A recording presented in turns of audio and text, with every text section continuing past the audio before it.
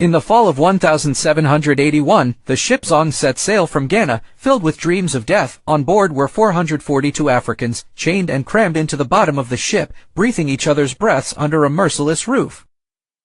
The ship's commander, Captain Luke Collingwood, was a product of his time, a time of regulated greed. The Zong's destination was Jamaica, but the flood was slow, scarce waters were running out, and fever raged among the crew and enslaved alike.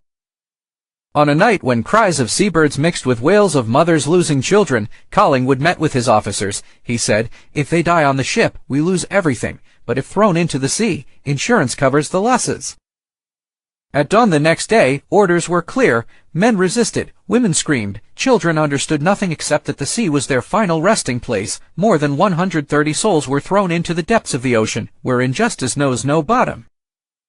One of them, a young man named Kofo, did not jump in silence. When grabbed by a sailor, his body was half dead, but his eyes glowed with fire. He screamed in a language the executioner did not understand, but the sea did. Kofo's scream was carried by the winds across the oceans, reaching London, where the massacre was exposed in a cold courtroom. A case was brought, not for slaughter, but because merchandise was wasted. The case was called an insurance crime. Neither Kofo's name nor his companions' names were mentioned in the documents, but the echo of his scream, heard by the sea, would not be forgotten. Years later, a judge said, it would have been better for them to be left to die of thirst than to drown them. History remembered Zong not as a financial loss, but as a crime against humanity. At the bottom of the ocean, where bones lie buried beneath algae, spirits still sing the song of freedom that never ends.